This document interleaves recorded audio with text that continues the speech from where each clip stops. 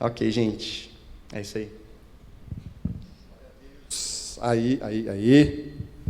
Queria chamar o senhor Davi Lens Camilo, por favor. Trazendo papai Eduardo e mamãe Jô, Cilian. Pode vir a família também, gente, por favor. Ô mãe, você vem junto? Que a filha tá de cama.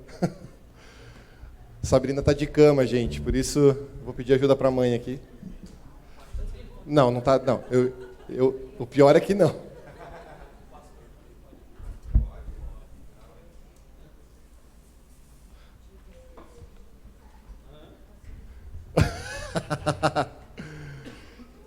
Venha.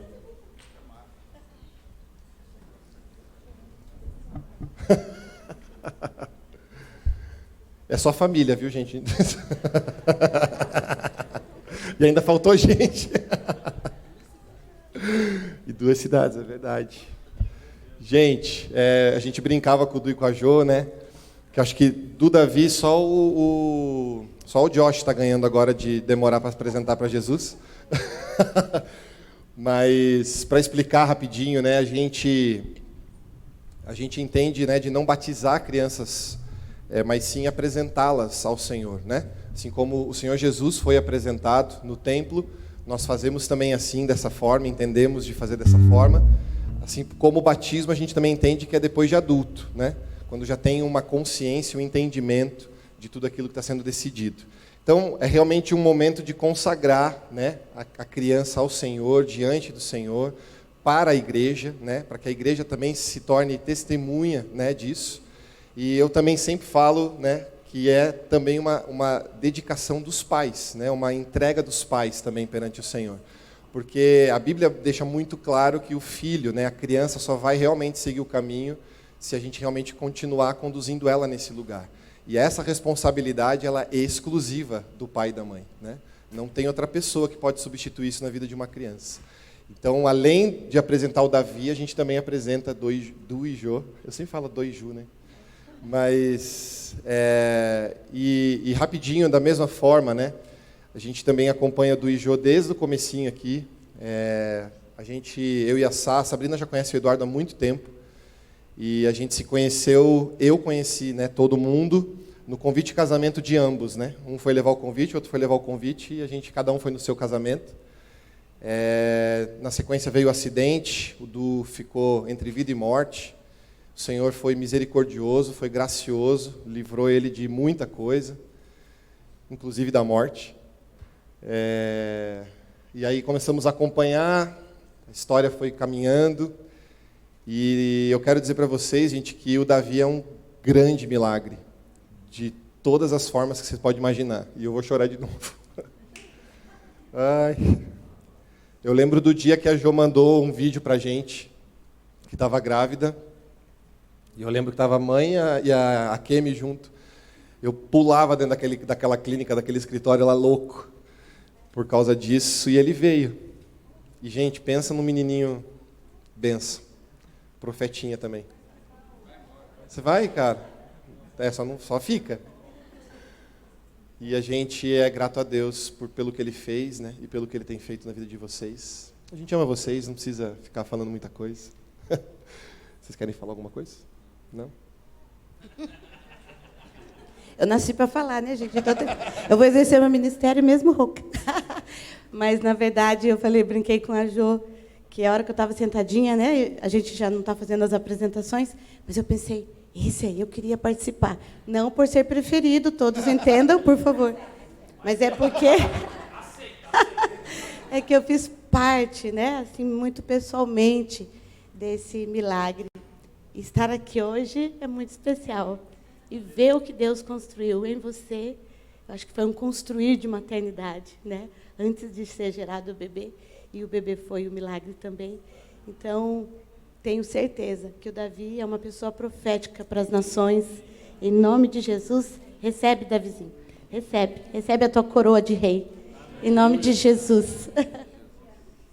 Amém. Ô, cara, você vem comigo? Vem com o tio? Você vem com o tio? tio.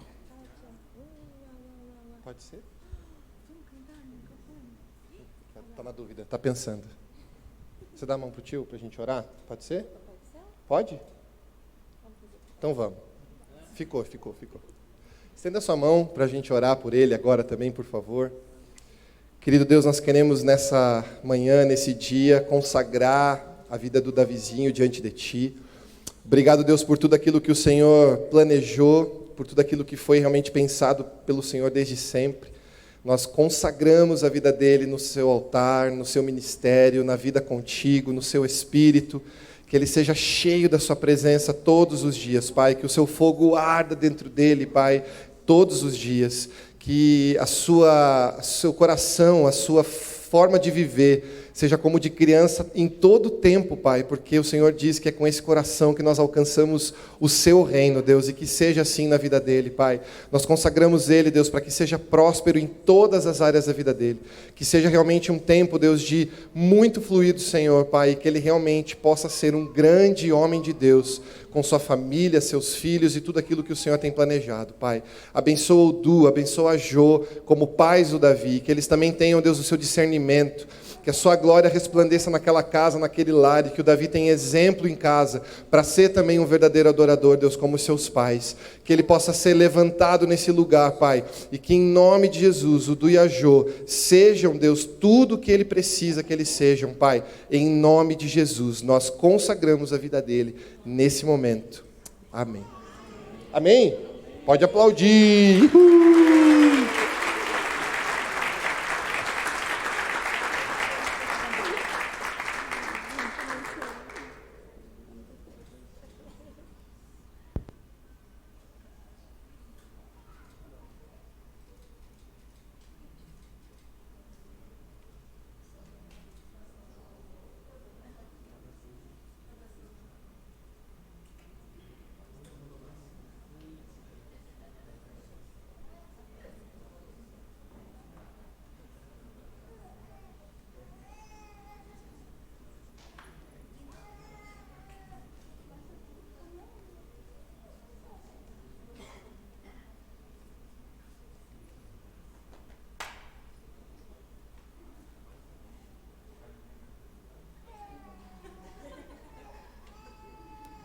Quero chamar o pastor Marcelo. Posso orar ou não? Claro. Semana passada eu não orei, agora eu lembrei disso. Foi isso que não foi tão bom. Se não foi bom semana passada, não sei o que vai ser hoje. Ai, vamos orar, gente. Deus, obrigado pela vida do pastor Marcelo. Obrigado, Deus, por tudo que o Senhor tem derramado sobre ele e para nós também. Amém, Deus. Abençoa, capacita, Deus, que cada palavra venha do seu coração. Amém. E que nós possamos ser realmente, Deus, levados à sua presença, Deus, em nome de Jesus. Em nome de Jesus. Amém. Amém. Obrigado. O ar está ligado, né, gente? Que saudade desse ar-condicionado.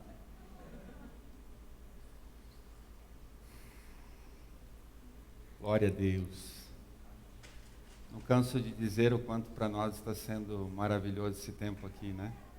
Quanto está sendo renovador, né? Abastecedor. Emocionalmente, para nós está sendo muito bom mesmo. Espírito Santo, nos conduza nesse tempo, Espírito Santo. Não é sobre nós, não é sobre o que nós queremos, é sobre o que o Senhor quer para as nossas vidas. Essa é a sua igreja, ela não é a minha igreja. São os teus filhos, ó Pai. Somos aqueles que o Senhor resgatou na cruz, ó Pai, com o seu sangue. E nós olhamos para Ti nessa hora, Pai, em nome de Jesus. Queremos ser guiados pelo Teu Espírito. Nós queremos estar debaixo da liderança do Teu Espírito, Pai, para vivermos aquilo que o Senhor tem para cada um de nós. E também para nós como igreja, em nome de Jesus. Em nome de Jesus. A Bruna pode ir para o teclado ali? Cadê a Bruninha? Pode, Bruno? Você aguenta? Por isso que Deus te chamou. Aleluia.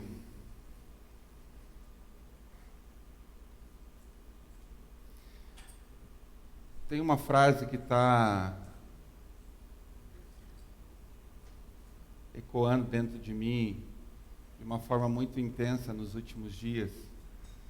E hoje, quando tentando ter uma percepção daquilo que Deus queria para nós nesse domingo, algumas coisas vieram, algumas coisas eu comecei a entender, mas juntamente com aquilo que eu comecei a escrever ali, essa frase parecia uma frase meio fora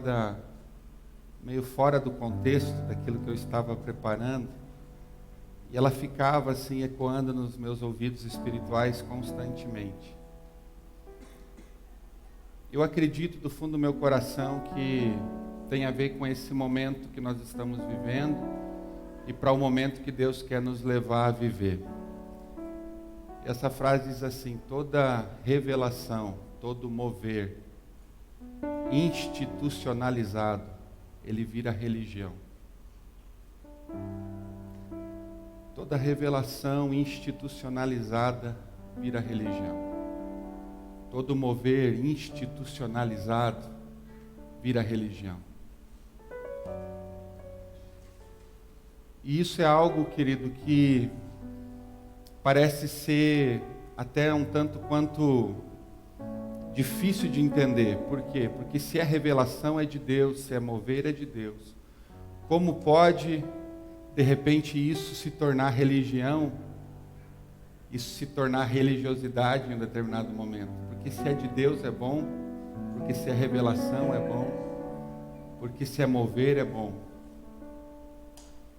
Mas o problema, ao longo da história, inclusive daquilo que Deus fez, através dos avivamentos que a humanidade viveu, foi o homem institucionalizar o mover de Deus. Foi o homem institucionalizar as revelações que Deus liberou sobre a igreja. Tentar formatar aquilo dentro de uma concepção humana, dentro de uma categoria humana. E em um determinado momento, nesses dias, quando nós estávamos ali ainda nos Estados Unidos, eu fiquei perguntando algumas coisas, muitas perguntas foram feitas por mim a Deus, e muitas delas ainda não foram respondidas. Mas uma delas é: Deus, se o Senhor libera, como a gente vai administrar isso? Porque é nossa responsabilidade administrar aquilo que o Senhor libera. É nossa responsabilidade administrar aquilo que o Senhor faz nas nossas vidas. E um temor muito grande tomou conta do meu coração naquele dia. Porque tudo que eu não quero, gente, é viver algo que Deus está fazendo, de repente eu tocar nisso, e isso se transformar em religião. E esse deve ser o temor do nosso coração, porque Deus está fazendo coisas tão maravilhosas, e a gente tem que ter um temor muito grande para não transformar isso em religião. Eu quero o novo, mas ao mesmo tempo vem o temor do novo vir, e eu institucionalizar isso. E de repente aquilo que foi bom se transformou em peso, em religião, em algo formatado pelo homem. Se não for dessa forma, desse jeito, a gente se perde. E o Senhor tem tentado nos ensinar tanto nesses dias a depender dEle, a vir para um culto como esse, e a gente saber exatamente como ele deve ser feito. Deve ter louvor, deve ter o meio, deve ter aviso, deve ter a palavra. Mas se Deus quiser fazer diferente, se Deus quiser mover alguma coisa diferente, o que eu vou fazer? A gente fala tanto em estar aberto para o novo, mas quando Deus começa de repente sinalizar algumas coisas um pouco diferente daquilo que a gente está acostumado a viver, a gente se encontra numa encruzilhada de emoções, a gente se encontra numa encruzilhada de indecisões, a gente se encontra numa encruzilhada de sentimentos. O que eu vou fazer com isso? Estruturas que a gente criou ao longo da trajetória da nossa vida, que podem comprometer algo mais profundo que Deus queira liberar.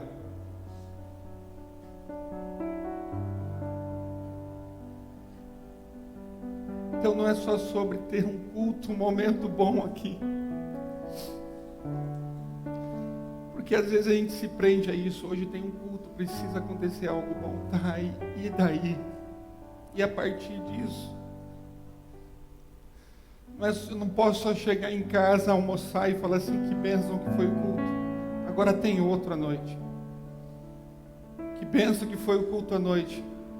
Agora eu vou descansar um pouco na semana, vou viver a minha vida, depois vou me preocupar com outro culto. Não é sobre isso, gente. É sobre algo mais profundo. Eu creio que Deus está falando isso conosco hoje, porque realmente a intenção dele é liberar algo mais profundo sobre as nossas vidas. Agora, como eu e você vamos lidar com isso?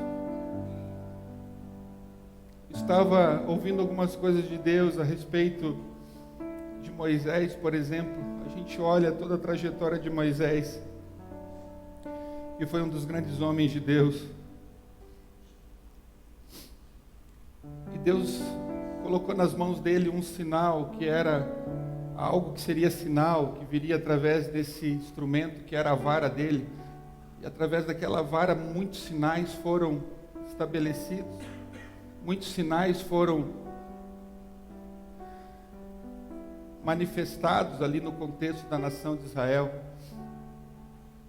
Em um determinado momento Deus fala com ele lá em Números 20, agora o povo está reclamando, o povo está murmurando, o povo está com sede, você é o alvo, você é o líder. Eles vão para Deus, ele e Arão, e de repente Deus diz assim, fale com a rocha, que dela vai brotar água. E Moisés ali é levado por um ímpeto, talvez de uma emoção, talvez pela pressão, mesmo depois de ter estado com Deus. E ele fere a rocha 2 vezes. E Deus não tinha falado que naquele momento era para a rocha ser ferida. Tinha falado que era para ele falar com a rocha. De repente Deus fala assim, vocês não confiaram em mim. E por causa disso vocês não vão conduzir o povo para dentro da terra.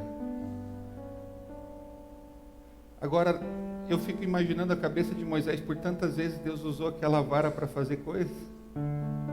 Inclusive para brotar a água da rocha em outro momento.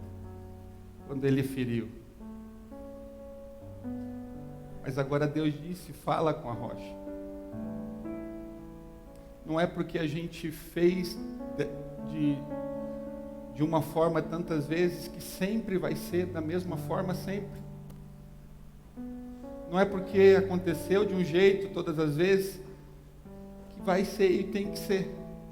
Eu acredito que Deus não fere os princípios absolutos que Ele estabeleceu. Ele não vai mudar princípios absolutos que Ele estabeleceu. Princípios inegociados.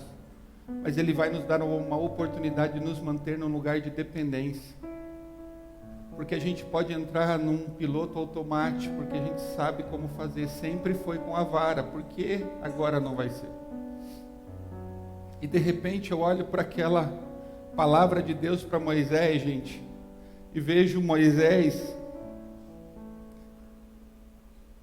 recebendo de repente algo de Deus que parece que não tem lógica. Ele ficou fora da terra da promessa.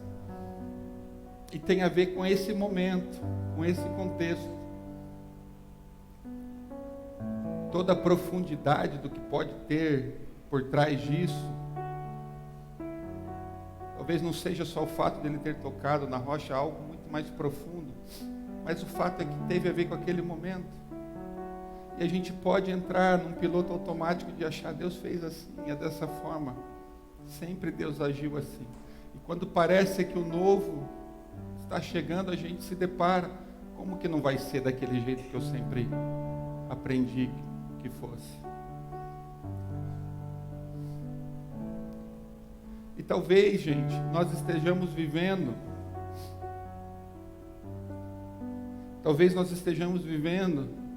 a consequência, e isso é fato, de algo, de um mover muito mais profundo que Deus já liberou sobre a terra.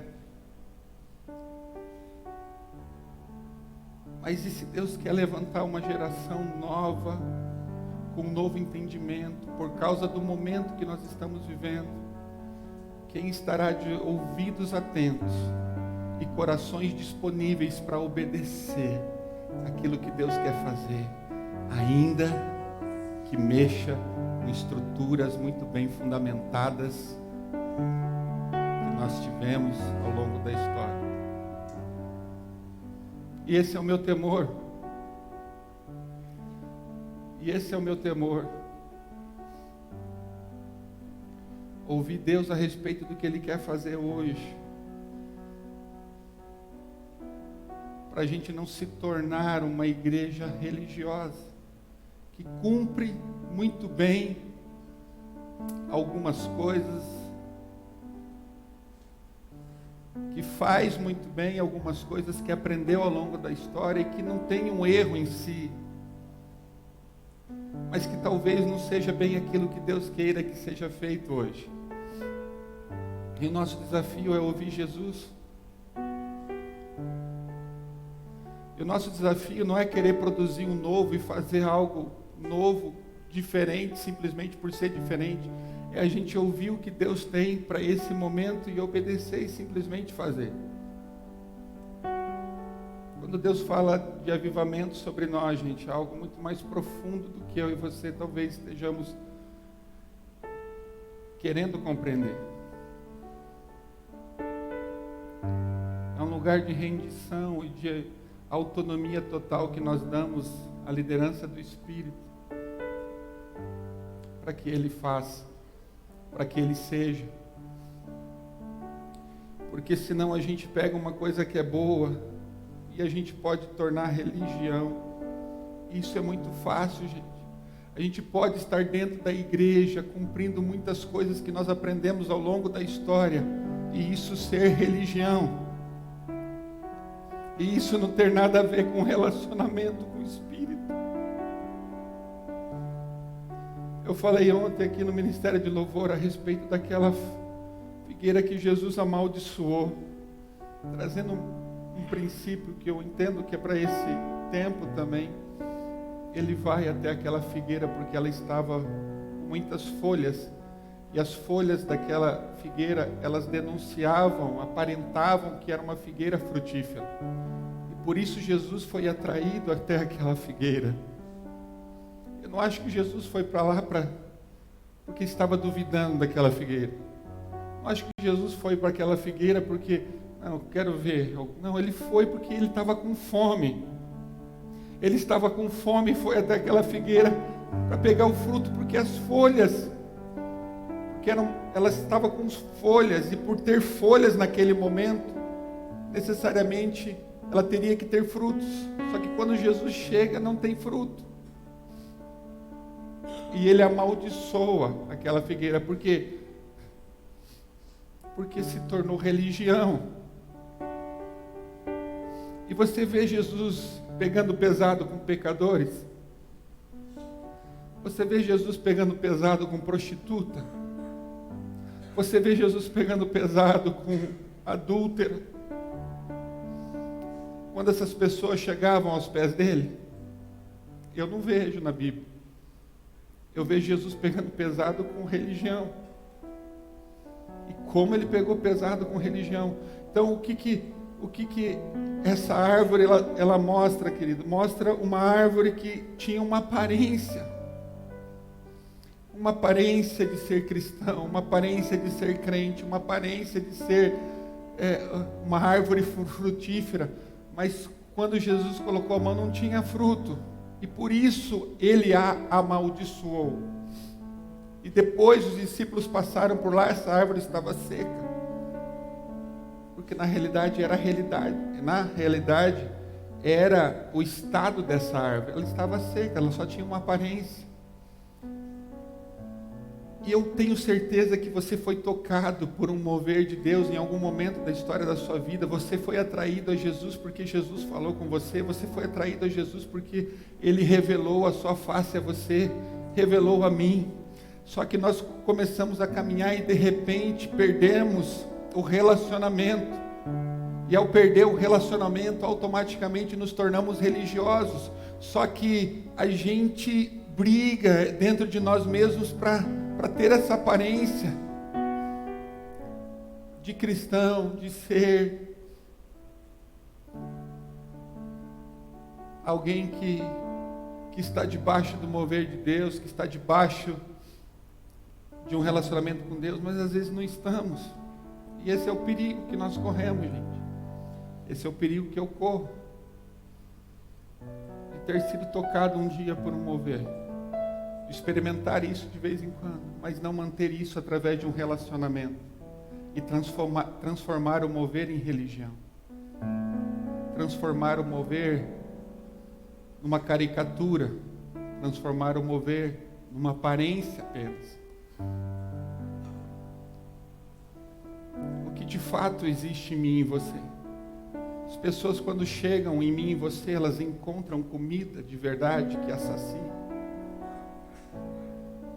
Porque eu tenho aprendido que daquilo que vem do céu, ele não pode ser produzido por homens, não pode ser produzido na força do nosso braço, não pode ser produzido por uma decisão humana apenas de querer fazer, de querer estudar, de querer orar simplesmente debaixo de religião.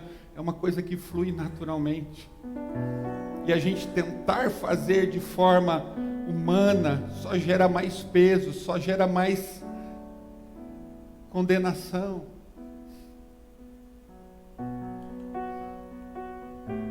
Então sim, nós precisamos ter aparência, porque o crente tem que ter aparência de crente, gente. E a aparência de crente não tem a ver com roupa. Também pode ser, tem roupas que não são apropriadas para um crente. Mas não tem a ver com roupa. Não tem a ver com o tamanho do cabelo. Tem a ver com algo que brota de dentro. E automaticamente se denuncia fora, se mostra fora. Então há um perigo de a gente institucionalizar aquilo que Deus um dia fez nas nossas vidas. E de repente a gente se tornar árvores frondosas no sentido de termos muitas folhas aqui. Mas e aonde estão os frutos? Dentro das igrejas. E de repente nós olhamos para o cara que decidiu sair da igreja, que decidiu assumir uma verdade, ainda que seja mentirosa, ainda que seja enganosa, ainda que seja uma verdade que o levará à perdição, mas decidiu assumir uma verdade. Essa é a minha verdade. É isso que eu sou, é isso que eu quero ser. Só que qual que é o nosso comportamento normalmente com essas pessoas? A gente se revolta mais com essas pessoas que decidiram sair e assumir essas verdades, do que com aqueles que às vezes estão dentro da igreja, simplesmente com uma aparência, mas não tem fruto. Porque institucionalizou o mover de Deus na sua vida.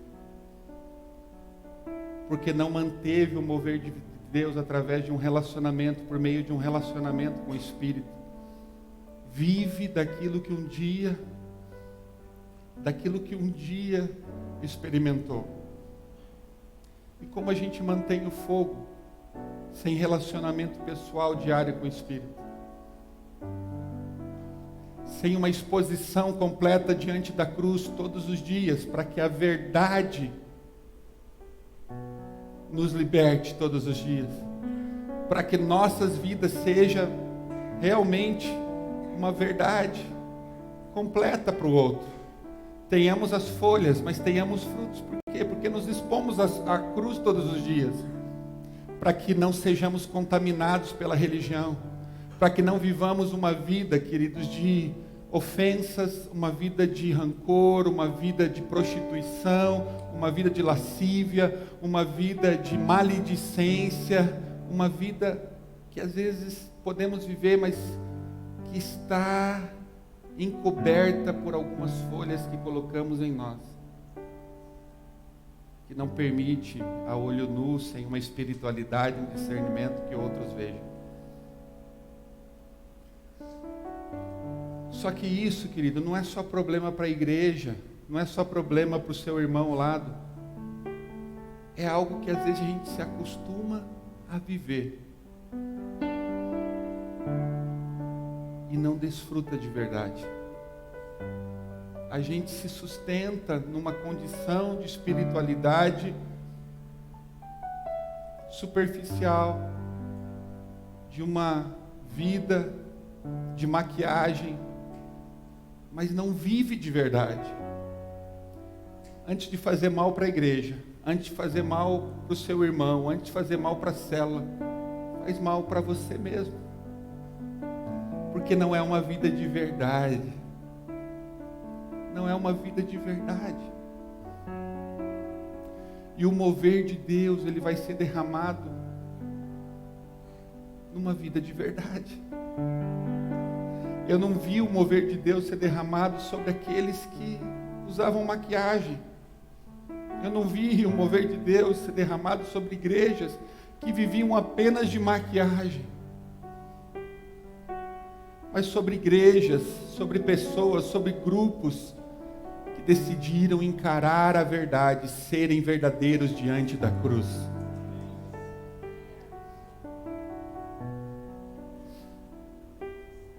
A palavra de Deus fala em Apocalipse 3 a respeito de 3 igrejas. Deixa eu abrir aqui. Isso um dia me chocou muito.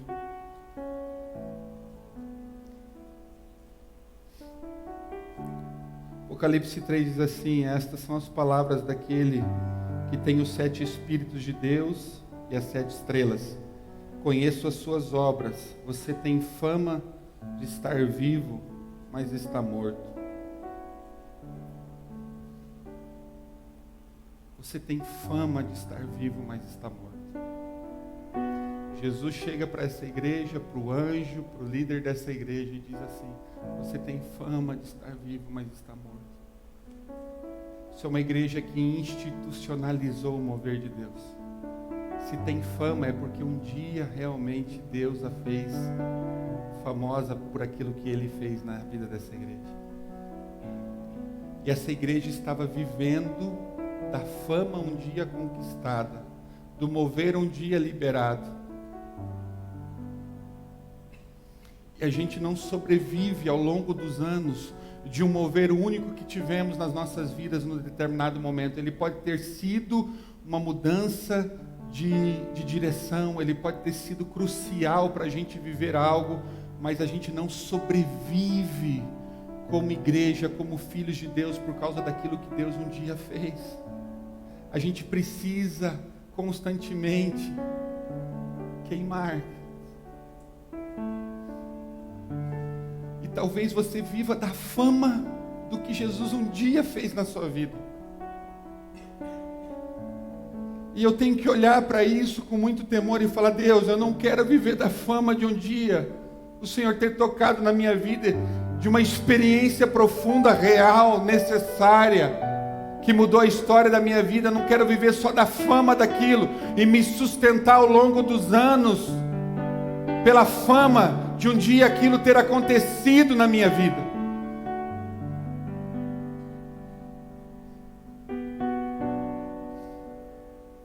Porque não é que não foi real, não é que não foi verdadeiro, mas ele não foi sustentado por um relacionamento, foi tentado sustentar por religião.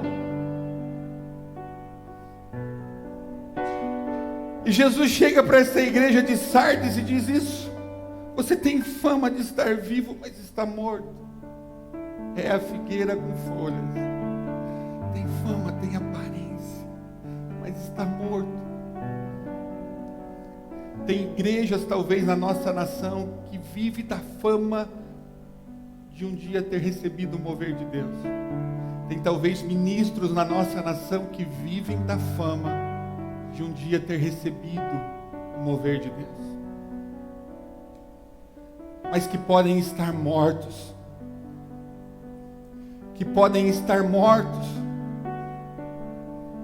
E Jesus chega para essa igreja, que ele não chega para condenar, para levá-la ao juízo e decretar o inferno. Ele chega esteja atento, fortaleça o que resta e o que está para morrer, pois não achei suas obras perfeitas aos olhos do meu Deus. Lembre-se, portanto, do que você recebeu e ouviu. Abasteça, obedeça e arrependa-se.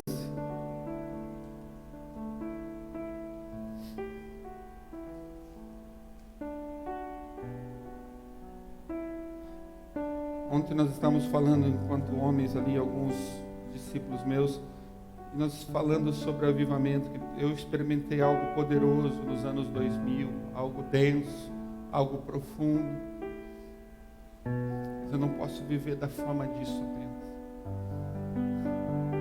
Meu ministério não pode ser sustentado apenas por aquilo que um dia Deus fez lá atrás. Eu preciso permitir que o Espírito renove coisas na minha vida hoje. Eu quero mais. Eu não sei o que você quer, mas eu quero mais. Eu quero entrar numa atmosfera, querida, da presença de Deus, onde fica difícil respirar. E eu sei que ela existe, já foi liberada sobre a terra. Fique difícil respirar. Eu quero que o céu invada a terra ao ponto de eu me tornar desnecessário. Porque quando o céu invade a terra, os líderes se tornam desnecessários. O mover de Deus é autossuficiente. Para isso a gente não pode se contentar. Deus me fez algo lá atrás apenas, só da fama.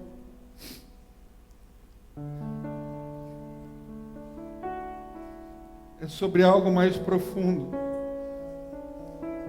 Apocalipse 3, ele continua, sem falar da igreja de Filadélfia, vamos falar da última igreja desse capítulo, que é a de Laodiceia. E o texto diz: estas são as palavras do Amém, a testemunha fiel e verdadeira, o soberano da criação de Deus. Conheço as suas obras, sei que você não é frio nem quente. Melhor seria que fosse frio ou quente. Assim, porque você é morno, não é frio nem quente, estou a ponto de vomitar-te da minha boca. Você diz, olha o que essa igreja dizia: estou rico, adquiri riquezas e não preciso de nada.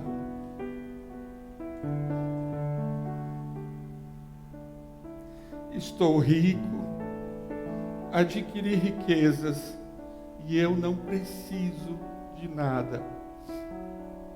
Uma igreja que se sustentava pela prosperidade que recebeu. Uma igreja que não confiava em Deus, mas confiava na sua prosperidade. Uma igreja que não tinha necessidade de Deus, porque entendia que as riquezas e os bens que ela tinha era suficiente para sustentá-la. Talvez nós vivamos isso. Esse é um dos perigos da nação, como por exemplo os Estados Unidos da América. A prosperidade, não tenho dúvida, dessa nação veio de Deus. Os fundamentos são de Deus. Mas o que a prosperidade pode ter feito com uma nação como essa? Tornado-a insensível à presença e à necessidade de Deus. Jesus diz para essa igreja, você diz. Não era nem uma igreja que tentava ocultar, a igreja dizia isso. Estou rico, adquiri riquezas e eu não preciso de nada. Não existe problema nenhum em riqueza, não existe problema nenhum em prosperidade, não existe problema nenhum em bens. O problema sempre está quando essas coisas tomam lugar daquele que deveria ser o primeiro, Jesus Cristo. Aí sempre é o problema.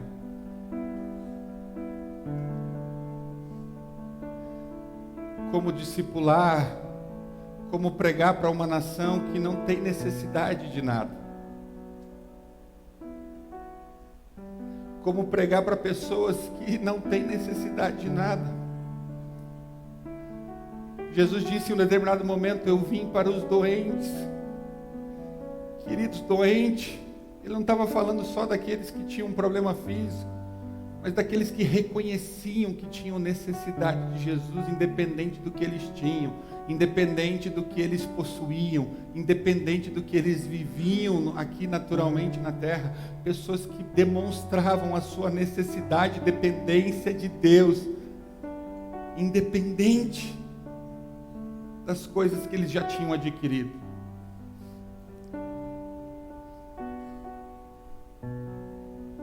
Jesus diz: não reconhece, porém, que é miserável, digno de compaixão. E aqui Jesus falou muito forte, porque a cegueira às vezes é tão grande, que Deus quer levantar homens e mulheres que veem aquilo que as pessoas ainda não estão vendo, com coração de compaixão, de olhar para aquilo que elas não estão conseguindo enxergar e ainda assim tem que ter compaixão. Porque Jesus, se não tivesse compaixão, ele nem falaria com essa igreja. Ele deixaria ela se destruir simplesmente pelas suas atitudes. Quando Jesus fala com essa igreja, ele está tentando restabelecer o seu relacionamento com ela. Quando ele fala com essa igreja, ele está tentando alinhar novamente seu relacionamento com ela. Ele diz: digno de compaixão, pobre, cego e que está nu. Dou-lhe um conselho: compre de mim o verdadeiro ouro. O verdadeiro ouro. Aquilo que realmente vai sustentar vocês. A revelação da minha palavra. Ouro refinado pelo fogo. E você vai de fato se tornar rico. Compre roupas brancas, vistas para cobrir a sua vergonha e nudez. E compre colírio para enxergar aquilo que você não está enxergando. Humildade é você não achar que já conquistou e já sabe de tudo.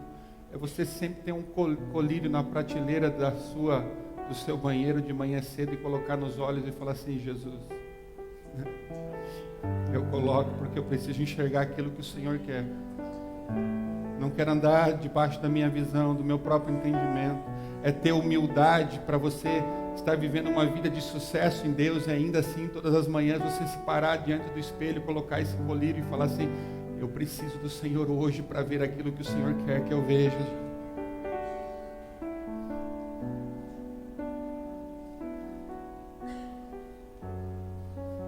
Colírio para ungir os seus olhos e poder enxergar. Repreendo e disciplino aqueles que eu amo. Por isso seja diligente e arrependa-se. Eis que estou à porta e bato. Se alguém ouvir a minha voz e abrir a porta, eu entrarei e cearei com ele e ele comigo. Aí no meio dessas duas igrejas tem a igreja de Filadélfia. Nesse capítulo, no capítulo 3, tem a igreja de Filadélfia. E a única igreja que Jesus não traz um teor assim de repreensão por um pecado. A única igreja. Ele chega: essas são as palavras daquele que é santo e verdadeiro, que tem a chave de Davi. O que ele abre, ninguém pode fechar. O que ele fecha, ninguém pode abrir. Conheço as tuas obras. Eis que coloquei diante de você uma porta aberta que ninguém pode fechar. A única coisa que parece ser negativa, mas não é quando ele diz: sei que você tem pouca força, mas você guardou a minha palavra e não negou o meu nome. Veja o que farei com aqueles que são da sinagoga de Satanás e que se dizem judeus e não são, mas são mentirosos. Farei que se prostrem aos seus pés e reconheçam que eu os amei. Visto que você guardou a minha palavra de exortação à perseverança, eu também o guardarei na hora da provação que estará por vir sobre todo o mundo, para pôr à prova os que habitam na terra. Venho em breve, retenha o que você tem, para que ninguém tome a sua coroa. Para que ninguém tome a sua coroa. Ele fala de 3 coisas aqui: chave, porta e coroa.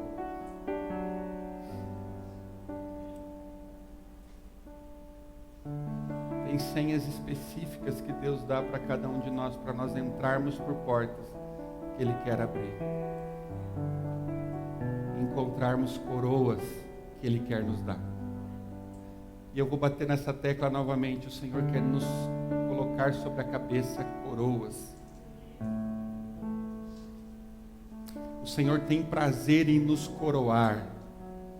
O Senhor tem prazer em nos coroar, gente. O Senhor tem prazer em nos coroar. Coroa fala de realeza, de governo, fala de prosperidade, fala de tantas coisas. O Senhor tem prazer em nos coroar. É por isso que Ele nos dá uma senha, é por isso que Ele nos dá uma chave, para entrarmos por uma porta, para encontrarmos uma coroa. E na nossa relação com Ele, essa coroa, ela tem um propósito. Existe algo específico, intenso, que Deus libera nas nossas vidas, para manifestarmos para Ele, nessa relação que temos com Ele.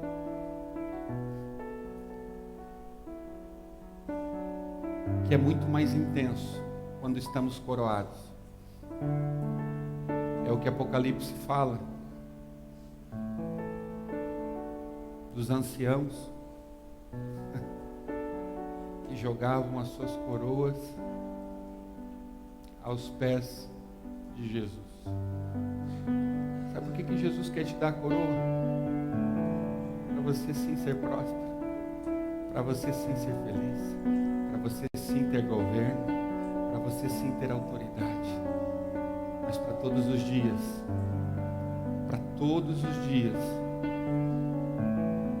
lançar essas coroas aos pés de Jesus. É um outro nível de adoração, gente. Porque agora eu tenho tudo, agora eu tenho muito. É o que aconteceu com Davi. Eu tenho muito, tenho muita prosperidade, eu tenho muita notoriedade, meu nome é grande, conhecido. Eu não vejo Deus tendo problema em engrandecer nome de homens. Eu não vejo problema nisso. A questão é, essas coroas que são colocadas sobre esses homens, elas são diariamente lançadas aos pés de Jesus, porque se for, o nível de adoração é outra. Porque não é só de uma pessoa que está adorando porque tem uma necessidade, não é só por causa de uma pessoa que está adorando porque está desesperadamente precisando de Jesus por causa dos seus problemas, mas é alguém que não tem problema, é alguém que está rico, é alguém que está próspero, é alguém que tem notoriedade, é alguém que tem governo, é alguém que tem influência, é alguém que tem um nome grande, mas mesmo assim lança tudo isso aos pés de Jesus. O nível de adoração é outra, porque eu estou dizendo, tudo que eu tenho, tudo que eu me permito viver, que chegou até mim, ele tem um propósito: glorificar aquele que me deu tudo isso, porque dele, por ele, para ele são todas as coisas.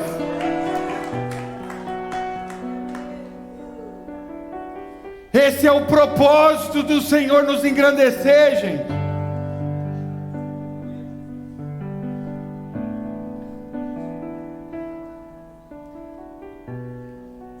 É por isso que não podemos transformar o mover, a revelação de Deus em religião, institucionalizar aquilo que não pode ser institucionalizado.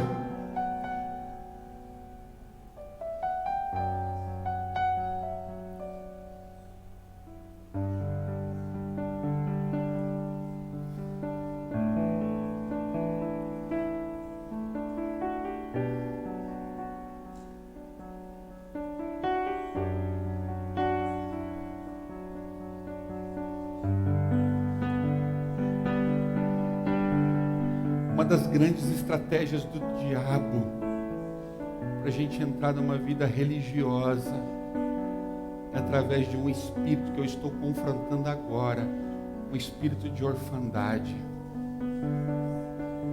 É a grande estratégia do diabo na nossa geração.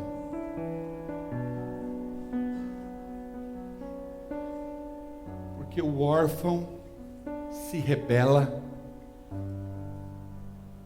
e a sua rebelião o leva à religião. Uma das grandes. É por isso que Malaquias diz a necessidade de converter o coração dos pais aos filhos, dos filhos aos pais, para que Deus não venha sobre a terra e a fira com maldição. Se Deus vem e fere a terra com maldição por causa da desconexão, então eu entendo que por causa da conexão Ele libera o quê? A bênção, Ele libera a vida, Ele libera a paz.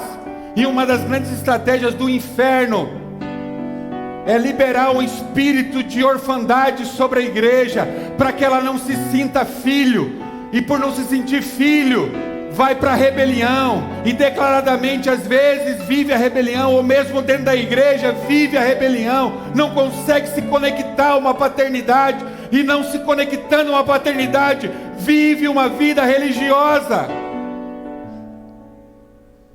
Foi o que aconteceu na parábola do pródigo. Vê se o pai teve um problema com o pródigo quando ele voltou. Agora o menino que estava lá dentro ficou revoltadíssimo com aquela volta e com a atitude do pai em relação a esse menino. Mas ele estava desconectado do pai também. E vivia uma vida religiosa dentro da casa do pai, vivia uma vida de aparências apenas, mas não estava conectado de verdade. Logo no momento em que veio uma crise, veio algo que aparentou para ele ser injusto, veio para fora a sua rebelião e consequentemente o seu estado de religiosidade, fazendo muitas coisas, como ele mesmo diz, trabalho para o Senhor como escravo há tantos anos. E não recebi nada, só veio para fora. Um menino, o mais novo, só foi usado por Deus para denunciar aquilo que estava há anos na vida do irmão mais velho, mas que não aparecia por causa das suas folhas. E de repente o pai, de uma forma extravagante, recebe aquele menino que foi embora, que decidiu viver a verdade dele. Todo mundo soube disso. Então é denunciado dentro do mais velho a sua religiosidade. Há tantos anos eu trabalho como escravo e não recebi uma oportunidade sequer. Há tantos anos eu trabalho como escravo e não recebi uma honra do meu pastor, não recebi uma palavra do meu líder, não recebi uma oportunidade de liderar um ministério. Há tantos anos eu trabalho. Veio para fora uma contaminação de um espírito de orfandade que estava sobre aquele menino, que o levou à rebelião declarada quando ele se posicionou diante do pai. E a Bíblia diz que o pai tentava reconciliá-lo e dizia: tudo que é meu é teu.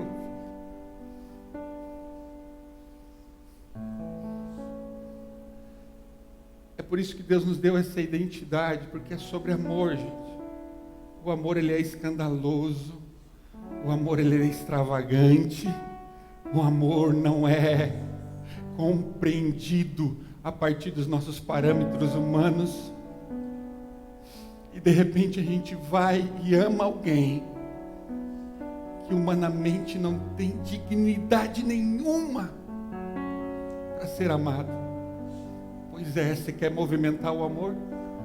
Porque eu creio que esse avivamento que Deus vai liberar, vai ser liberado a partir de um mover muito intenso, essa atmosfera de amor. E Deus nos deu uma identidade como igreja. Isso não é compactuar com o pecado.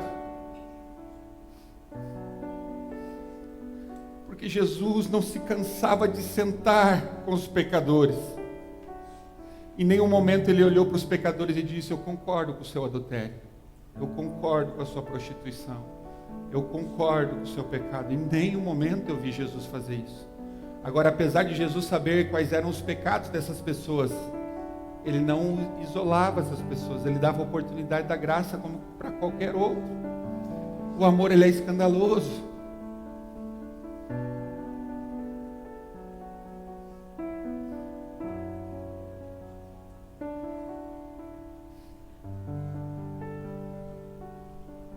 Para onde eu irei?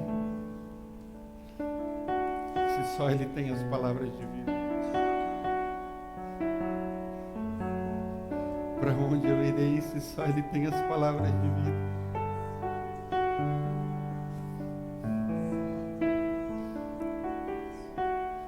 Eu denuncio aqui todo espírito de orfandade em nome de Jesus.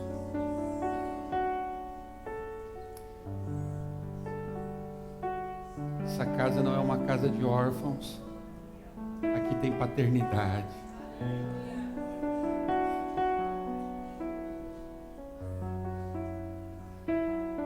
E tudo aquilo que te aprisiona a uma religião, eu declaro agora a conexão de pais e filhos, filhos e pais,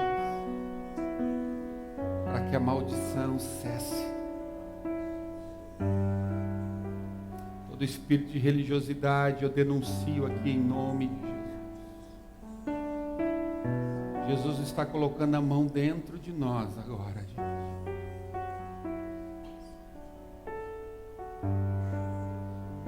Mas não para mostrar para Ele algo que Ele já sabe, mas para mostrar talvez para mim, para você, algo que estamos cegos e não estamos vendo.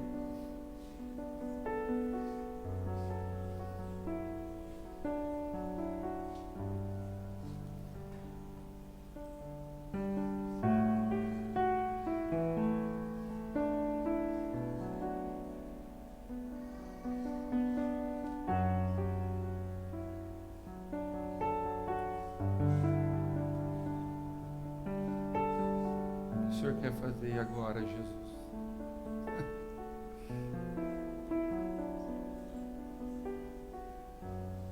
O que Jesus está falando para você fazer agora?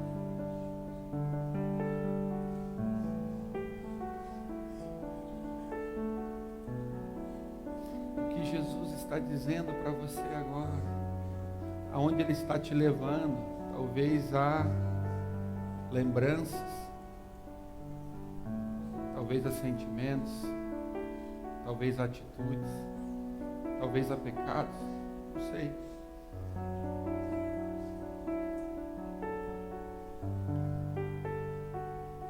Mas ser uma árvore de folhas apenas é Jesus falar algumas coisas dentro de nós e a gente perceber que Ele está trabalhando no nosso interior, e a gente se deparar com as pessoas que estão ao nosso redor. De repente isso nos constrange a querer fazer alguma coisa. Nós estamos quebrando esse espírito de religião aqui em nome de Jesus. É sobre você e Jesus, sobre eu e Jesus, sobre nós e Jesus.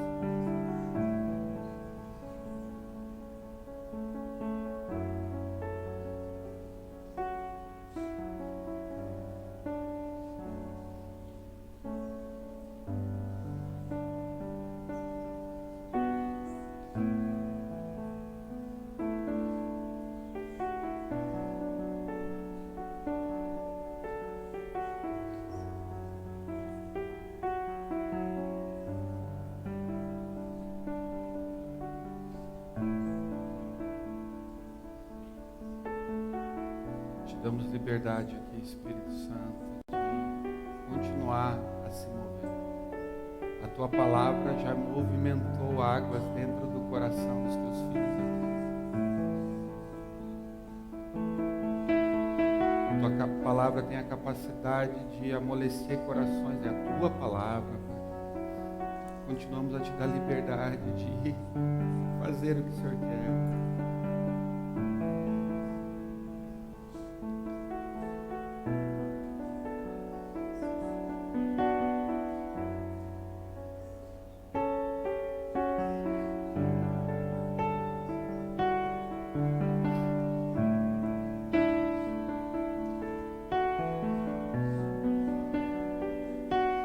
só temos você, Jesus. Palavras de vida eterna.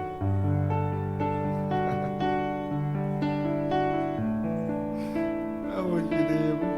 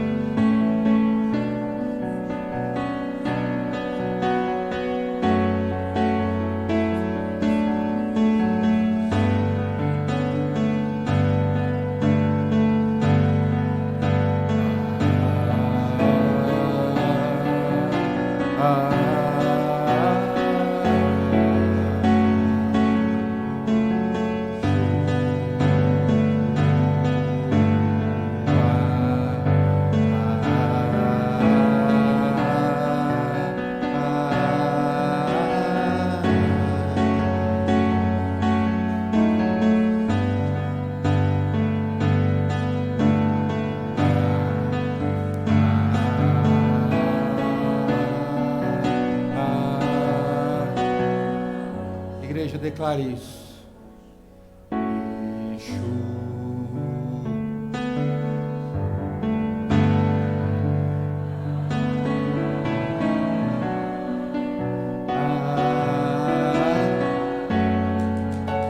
Yeshua, Yeshua.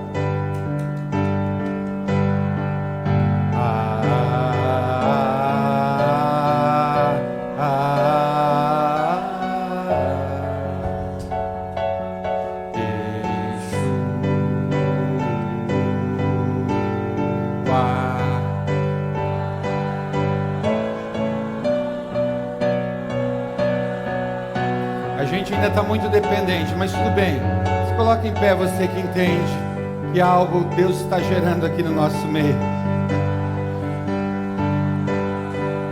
É a igreja declarando ao amado. É a igreja declarando ao amado o que ela quer. É a igreja se expressando ao amado. É a igreja, é a igreja. A igreja, a noiva.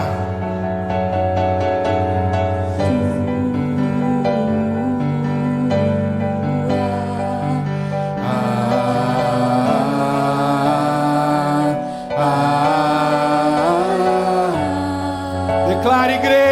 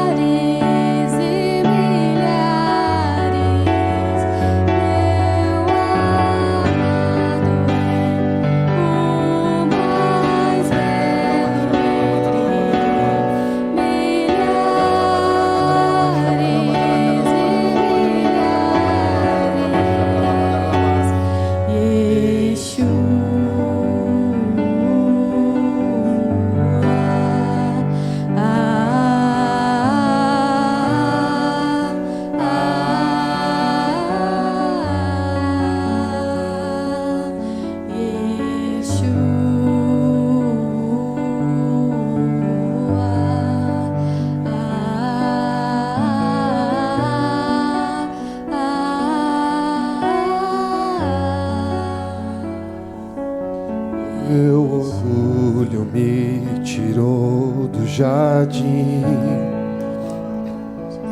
sua humildade colocou jardim em mim.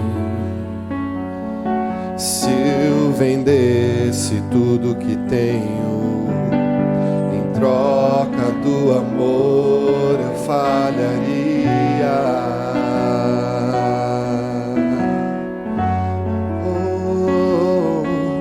O amor não se compra, nem se merece. O amor se ganha, de graça o recebe. Eu quero conhecer Jesus. Eu quero conhecer Jesus e ser achado nele,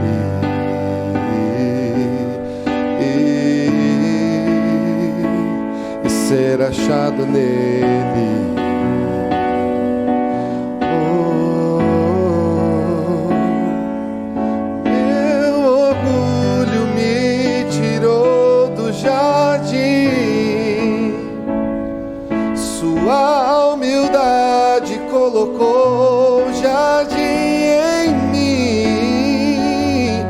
Se eu vendesse tudo que tenho, em troca do amor eu falharia.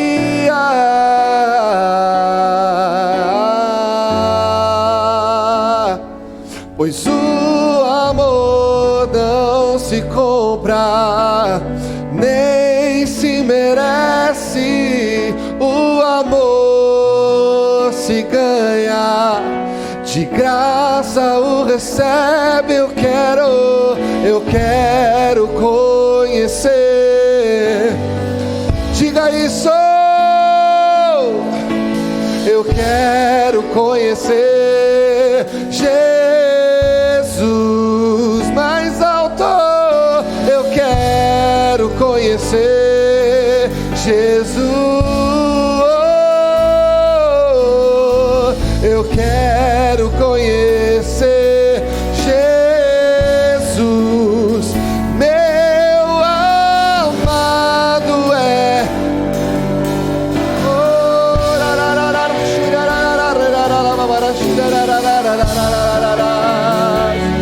E milhares,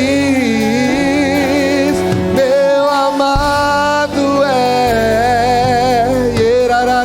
Cantar ele. E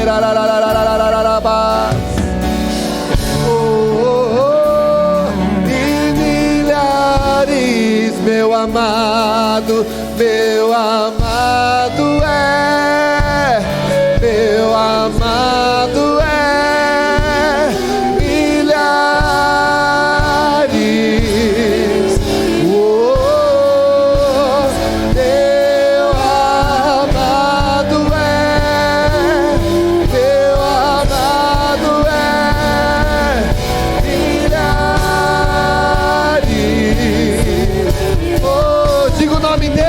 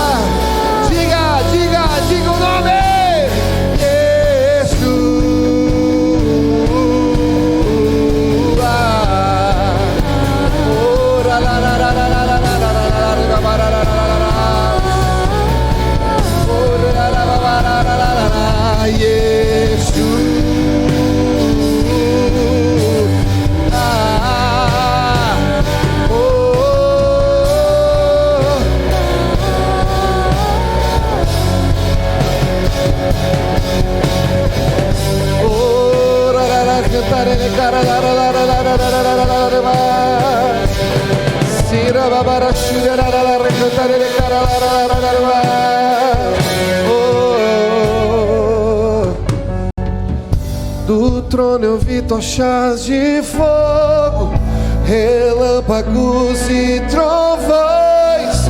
Eu via um coral cantando.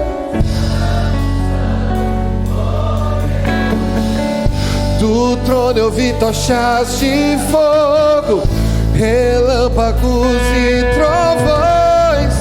Eu via um coral cantando. Santo e poderoso. Do trono eu vi tochas de fogo, relâmpagos e trovões. Eu via um coral cantando. Santo, santo e poderoso. Do trono eu vi tochas de fogo, relâmpagos e trovões. Eu via um coral cantando. Santo, santo e poderoso. Do trono eu vi tochas de fogo, relâmpagos e trovões. Santo, santo e poderoso. Do trono eu vi tochas de fogo.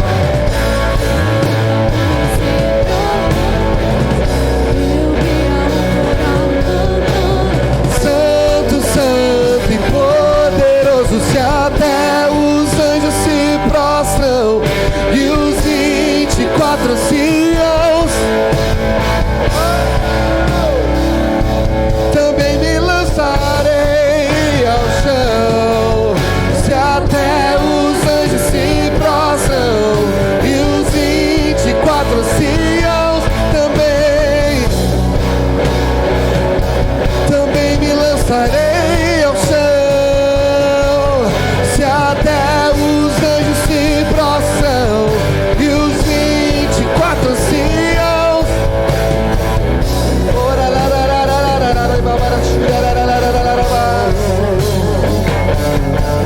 se até os anjos se prostram e os 24 anciãos também,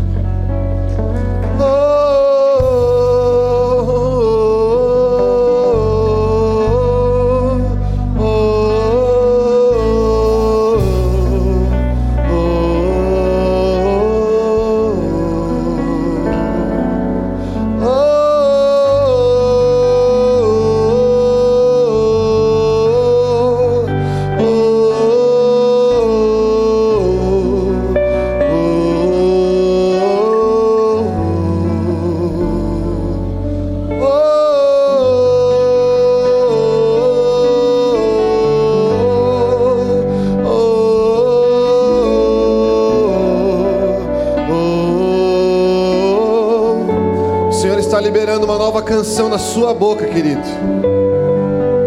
Não interessa se você canta bem ou não, mas o Senhor está lançando uma nova canção na sua boca agora, agora, agora. Não dependa de uma banda ou de alguém puxando a adoração. Se você não sabe o que dizer, junte-se aos anjos e só repita que Ele é santo. Se você não sabe o que dizer, só se junte aos anjos e diga que Ele é santo.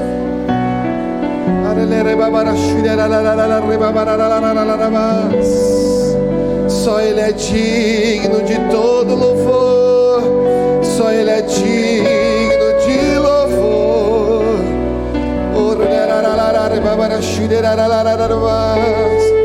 Os meus olhos não podem vê-lo. Os meus olhos não podem vê-lo. Tamanha a tua glória.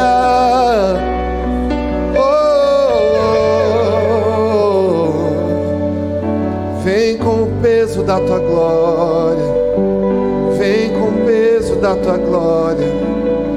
Vem com o peso da tua glória.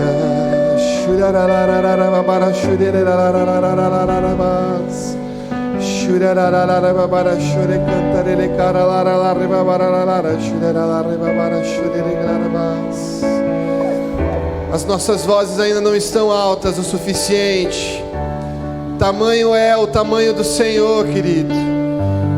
Levante a sua voz com mais força. Levante a sua voz com mais força. Levante sua voz com mais força. O Senhor está nos dando autonomia nesse dia. Autonomia nesse dia. A dependência é só dEle e de mais ninguém. A nossa dependência não é de pessoas. A nossa dependência não é dos pastores, de líderes. A nossa dependência não é de alguém cantando ou tocando. A nossa dependência, ela precisa ir além de todas as outras coisas. Ela precisa ser única e exclusivamente do Senhor. Erga sua voz mais alto, erga sua voz mais alto, erga sua voz mais alto.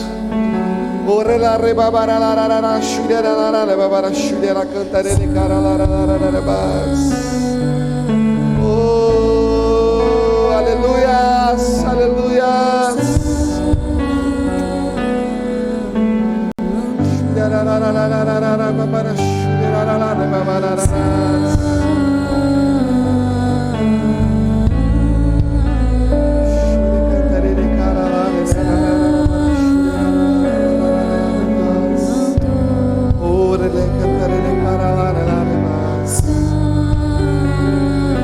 Tu és santo, tu és santo, tu és santo, tu és santo, tu és santo, Senhor, tu és santo, santo.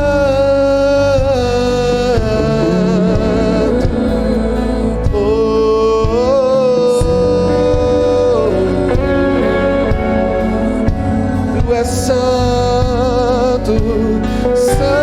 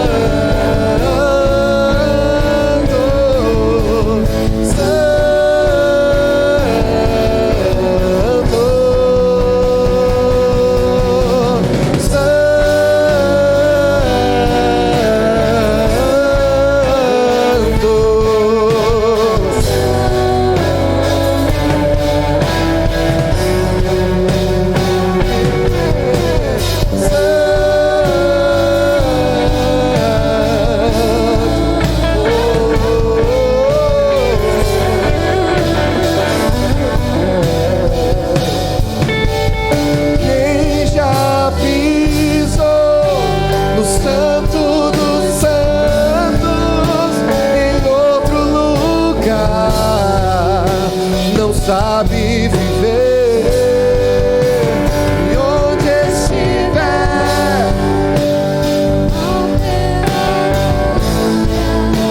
a glória de Deus.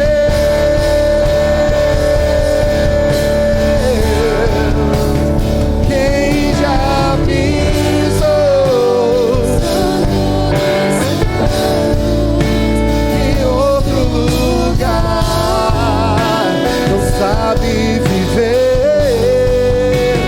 e onde estiver, clama pela glória, a glória de Deus.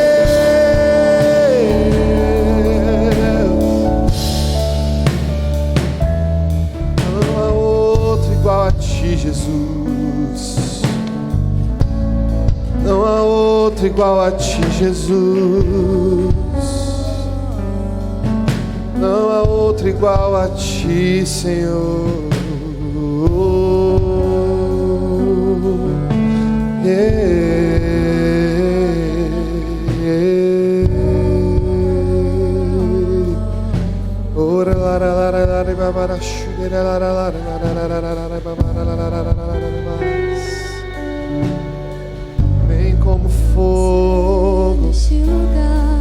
vem como for. Neste lugar que eu não preciso sair, é só você quero estar neste lugar, permanecer neste lugar, até me tornar este lugar que eu não preciso sair, é só você ficar. Quero estar neste lugar, permanecer neste lugar, até me tornar este lugar que eu não preciso sair, é só você ficar. Quero estar neste lugar, permanecer neste lugar, até me tornar este lugar que eu não preciso sair, é só você ficar. É só você ficar. É só você ficar.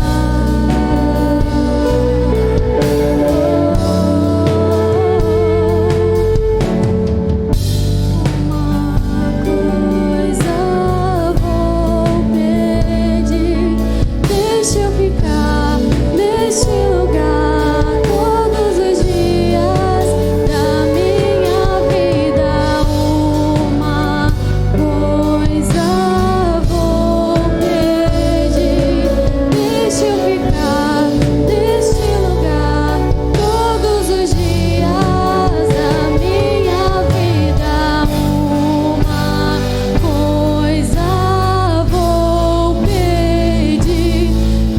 ficar neste lugar todos os dias da minha vida. Uma coisa vou pedir, deixa eu ficar neste lugar todos os dias da minha vida. Uma coisa vou pedir, deixa eu ficar neste lugar todos os dias da minha vida. Uma coisa vou pedir, deixa eu ficar neste lugar todos os dias.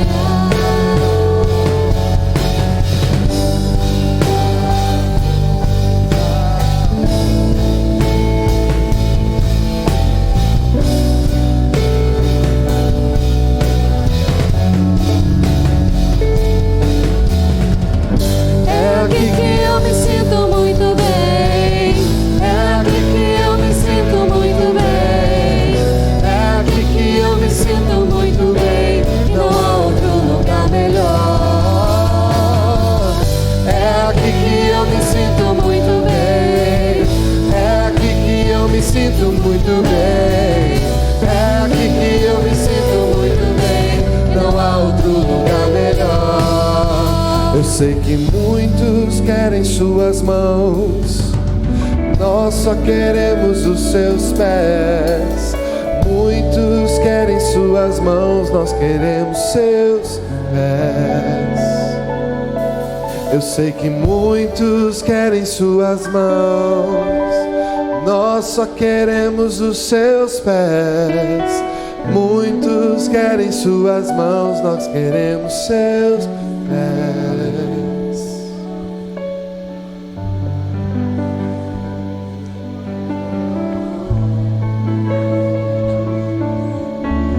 Nós chamamos Jesus. Queremos corresponder ao que o Senhor está dizendo e fazendo no nosso meio. Mas nós abdicamos, nós renunciamos à tentativa de querer produzir qualquer coisa. Nós nos submetemos totalmente ao Senhor e à sua vontade. Obrigado, Jesus, por aquilo que o Senhor fez nessa manhã, que o Senhor vai continuar fazendo na nossa tarde, a partir do que o Senhor liberou. Obrigado, Jesus, por aquilo que o Senhor vai fazer no culto à noite.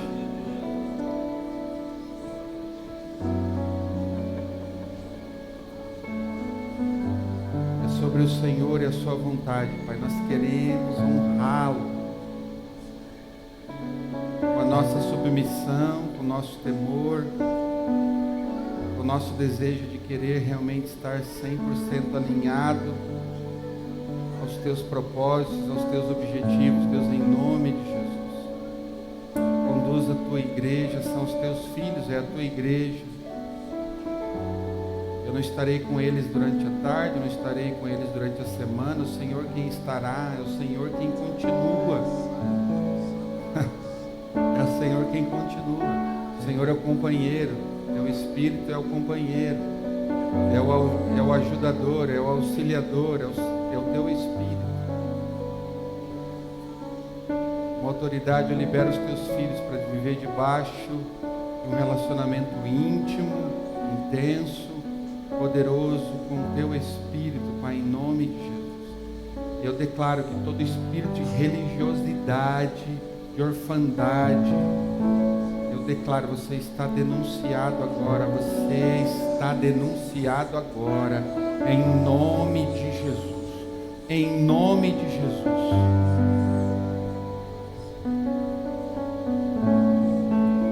Venha o teu reino sobre a tua igreja, venha o teu reino sobre os teus filhos, em nome de Jesus. Eu te abençoo, a ser feliz, a desfrutar de felicidade, de alegria, de paz, da justiça de Deus, em nome de Jesus, em nome de Jesus, em nome de Jesus. Amém. Amém. Ame o seu irmão aí com um abraço, uma expressão de amor. Pode acender as luzes.